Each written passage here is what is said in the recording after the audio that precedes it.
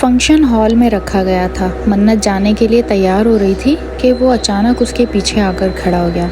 मन्नत की सांस अटक गई। वो अपने बालों से भरा हाथ उसकी कमर तक लाया और उसके बाल साइड करके गर्दन पर झुका। मन्नत को उससे वहशत हो रही थी, लेकिन उसकी इतनी हिम्मत नहीं हो रही थी कि वो यहाँ से भाग जाए। या अल्लाह, कोई आ जाए। मन्नत दिल ही दिल में आंखें बंद करके दुआ करने लगी। तुम बहुत खूबसूरत हो। उसे अपने कान में खौफनाक सी आवाज़ में सरगोशी सुनाई दी। डर के मारे उसे अपनी जान जाती हुई महसूस हुई। मन्नत, यहाँ क्या कर रही हो? अम्मी इंतज़ार कर रही हैं तुम्हारा। हमज़ा ने मन्नत को आंखें बंद की ड्रेसिंग के सामने खड़े देखकर उजलत में कहा। शुक्र, मन्नत ने सुक्का सांस लिया। वो गायब हो चुका था। जी भाई रुकें, मैं आई। मन्नत तेज़ी से बाहर की जानिब गई। मन्नत के जाते ही उसने गुस्से से टेबल पर रखा फ़ोटो फ्रेम जिसमें मन्नत और हमज़ा की तस्वीर थी वो ज़ोर से ज़मीन पर फेंका, जैसे उसे हमज़ा का इस काम में दखल देना पसंद ना आया हो। मन्नत ने हॉल में एंट्री की तो तलहा की नज़र उस पर ठहर गईं, क्योंकि मेहंदी और मायो साथ ही तो था। मन्नत ने लाइट ग्रीन पर पीले कलर के कंट्रास्ट के साथ लहंगा पहना था। कमर तक आते सुनहरे बालों को खोल रखा था। चेहरे पर लाइट सा मेकअप किए वो नज़र लग जाने की हद तक प्यारी लग रही थी।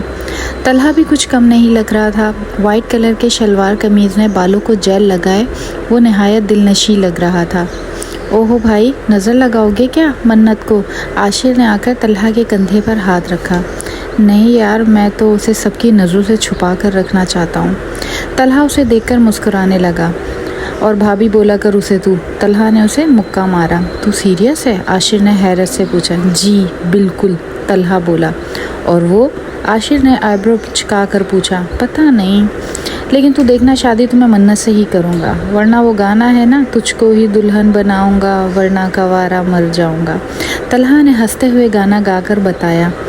मुझसे शादी करेगा? आशिर ने उंगली खुद पर रखी। डफर, मन्नत की बात कर रहा हूँ। तलहा ने उसकी सर पर चपत लगाई। ओह अच्छा, तो तू दीवाना बन गया है? आशिर हंस दिया। पूरे फंक्शन में तलहा की नज़रें बस मन्नत पर थी, लेकिन मन्नत एक और किसी शख्स की नज़रों के हिसार में थी जो उस पर पल पल नज़र रख रहा था। प्यारी लग रही हो। मन्नत अकेली खड़ी थी तो तलहा मौका देखकर उसके पास आ गया। शुक्रिया, मन्नत मुस्कुरा दी। और मैं? तलहा ने मुंह बना लिया कि मेरी तारीफ़ नहीं की। तुम भी अच्छे लग रहे हो, मन्नत बोली। थैंक्स, तलहा ने सर को खम दिया। वैसे तुम खुश नहीं लग रही। तलहा ने इधर उधर देख कर कहा। नहीं तो?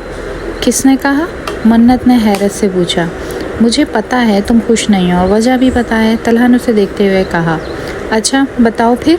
मन्नत उसकी तरफ मुड़ी। यही कि हमज़ा भाई शादी कर रहे हैं, पहले तुम्हारी होनी चाहिए थी, यही सोच रही हो ना तुम, और इसी वजह से तुम खुश नहीं हो। तलहा लब दबाए मुस्कुरा रहा था। जी नहीं, और इसका हल है मेरे पास। मैंने तुम्हारे लिए एक रिश्ता देखा है। मन्नत ने आगे भी कुछ कहना चाहा, लेकिन तलहा बीच में बोल पड़ा। अच्छा, किसका रिश्ता देखा है? मन्नत को उसकी बातों पर हंसी आ रही थी। इस वक्त उसे रिश्ते कराने लिए आंटी लग रहा था। बताऊंगा, वक्त आने पर बताऊंगा, तलहा ने उसे देखते हुए कहा। पागल, मन्नत कहती हुई वहाँ से चली गई। तुम्हारे लिए, तलहा ने कहा और मुस्कुरा दिया। माहीन भी आज बहुत प्यारी लग रही थी। उसने पीले रंग की घेर वाली फ़्रॉक पहन रखी थी, उस पर फूलों वाली ज्वेलरी भी। चेहरे पर लाइट सा मेकअप किए वो हमज़ा को बार बार देखने पर मजबूर कर रही थी। हमज़ा भाई बस करें यार, पूरी ज़िंदगी पड़ी है, देख लेना, रिदा ने शरारत से कहा तो हमज़ा हंस दिया, जबकि माहीन ने शर्म से नज़रें झुका लीं। चलो भाई रस्म शुरू करो, सायरा बेगम बोली। सब ने रस्म की और हमज़ा को खूब सताया। फंक्शन ख़त्म हुआ तो रिदा मन्नत के पीछे पड़ गई कि वो उनके साथ घर चले। यार चलो मन्नत, वैसे भी तुम्हारा घर कौन सा कोई आया हुआ है अभी, रिदा ज़िद करने लगी। अच्छा मेरी माँ अम्मी से तो पूछ लो। मन्नत ने आखिर हार मान ली। भाई ने पूछ लिया है, उन्होंने कहा अगर मन्नत हाँ कर दे तो ले जाना, रिदा ने बताया। अच्छा, सब कुछ तय कर लिया और अब बता रहे हो? उसने रिदा के कान खींचे। अच्छा चलो अब। उसने उसे कार में बिठा दिया। कुछ देर बाद वो लोग घर पहुंच गए। रात काफ़ी देर तक वो लोग गाने गाते रहे, मस्ती करते रहे। 3:30 बजे के करीब सीमा बेगम ने आकर शोर मचा दिया कि सोना नहीं है क्या? ठीक ठाक डांट खाने के बाद वो लोग सोने के लिए अपने अपने कमरों में चल दिए। मन्नत, रिदा और माहीन साथ आ गई। अरे यार इतना मज़ा आ रहा था, अम्मी भी ना, रिदा ने मुंह बनाया। छोड़ो यार, वाकई काफ़ी लेट हो गया, सो जाओ अब, मन्नत ने कहा। माहीन सो चुकी थी। थोड़ी देर तक वो दोनों बातें करते रहीं और बातें करते करते ही सो गई। منت کو لگا اس کے بالوں میں کوئی انگلیاں چلا رہا ہے۔ ناخن بڑے ہونے کی باعث اسے لگ رہا تھا جیسے اس کا سر کوئی نوکیلی چیز پھیری جا رہی ہو۔ منت ایک دم اٹھ کر بیٹھ گئی، آس پاس نظر دوڑائی تو اس کا سر چکرا گیا۔ وہ اپنے کمرے میں موجود تھی۔ میں یہاں کیسے؟ وہ الجھ گئی، پھر آہستہ آہستہ اسے سب سمجھ آ گیا تو خوف زدہ ہو گئی۔ اس نے اپنے بالوں کو مٹھی میں جکڑ لیا اور سر گھٹنوں پر گرا دیا۔ یہ کیا؟ اسے کچھ گیلا گیلا محسوس ہوا۔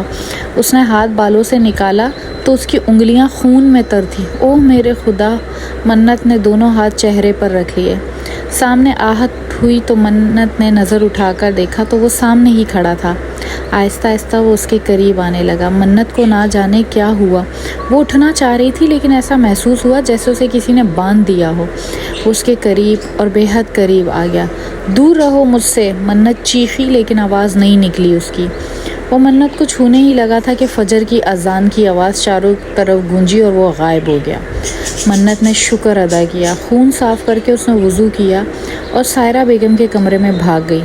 وہ جو بھی تھا منت کے قریب آنا چاہتا تھا لیکن ہر بار کوئی نہ کوئی اس کے مقصد کے بیچ آ رہا تھا۔ اللہ ہر بار منت کو بچا رہا تھا۔ منت جب کمرے میں آئی تو سائرہ بیگم نماز پڑھ رہی تھی۔ منت بھی برابر میں جائے نماز بچھا کر کھڑی ہو گئی۔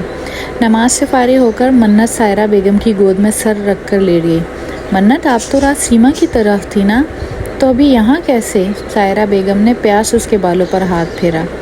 وہ ہاں، میری نا کچھ طبیعت ٹھیک نہیں تھی، میں نے طلحہ کو کہا مجھے گھر چھوڑ دے تو وہ چھوڑ کر چلا گیا تھا۔ منت نے جھوٹ بولا۔ بیٹا لیکن دروازہ تو لاک تھا، سائرہ بیگم نے تعجب سے کہا۔ وہ میرے پاس چابی ہے گھر کی، منت جلدی سے بولی۔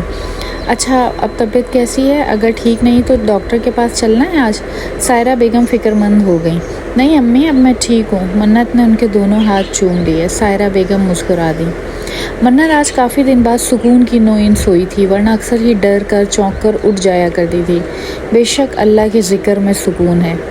سائرہ بیگم فجر کے بعد سوتی نہیں تھیں، کچھ نہ کچھ پڑھتی تھیں، اس وجہ سے وہ جن بھی منت کے پاس نہیں آ پا رہا تھا۔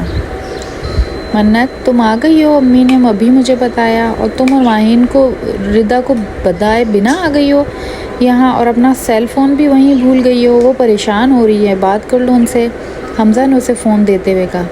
سوری بھائی، منت نے شرمندگی سے کہا۔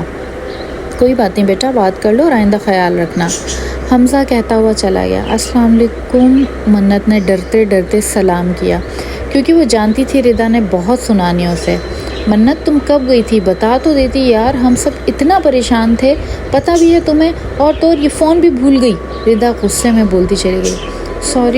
سوری یار، میری طبیعت خراب ہو گئی تھی تو بس بھائی کو کہا لینے آ جائے، اور تم سو رہی تھی تو میں نے اٹھانا مناسب نہیں سمجھا، جلدی میں فون بھی وہیں رہ گیا۔ منت نے جھوٹ کہا کیونکہ وہ کسی کو بھی اصل بات نہیں بتا سکتی تھی۔ یار تو ہم سو رہے تھے، مر نہیں گئے تھے، مجھے بتا دیتی، آپ ہی کو بتا دیتی طبیعت خراب تھی تو۔ ردا خفگی سے بولی۔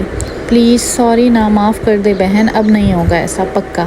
منت اس کی ناراضگی بھی برداشت نہیں کر سکتی تھی۔ ردا خاموش رہی۔ اوئے سوری یار، منت بولی۔ جا کے یاد کرے گی، معاف کیا، لیکن اب شادی میں نا فون واپس لینا، ردا نے شرارت سے کہا۔ فون بند کر دیا۔ اف، منت منہ بنا کر رہ گئی۔ امی میں بس آدھے گھنٹے میں آ جاؤں گی، پلیز جانے دیں، منت بیٹھی سائرہ بیگم کو منائی تھی۔ لڑکی تم پاگل ہو گئی ہو، بھائی کی شادی میں ایک دن رہ گیا اور تمہیں کالج جانا ہے، سائرہ بیگم سخت ہوئیں۔ امی بس آدھا گھنٹہ، منت نے معصوم سی شکل بنائی۔ ٹھیک ہے پھر میں طلحہ سے کہہ دیتی ہوں لے جائے وہ تمہیں، حمزہ مصروف ہے۔ سائرہ بیگم نمبر ملاتی ہوئی بولی۔ نہیں میں مہر کے ساتھ چلی جاؤں گی، انکل چھوڑ دیں گے ہمیں، ہم خود آ جائیں گے، منت بولی۔ اوکے، اللہ کی امان میں جاؤ، سائرہ بیگم بولے۔ اللہ حافظ کہتی ہوئی منت گھر سے نکل گئی۔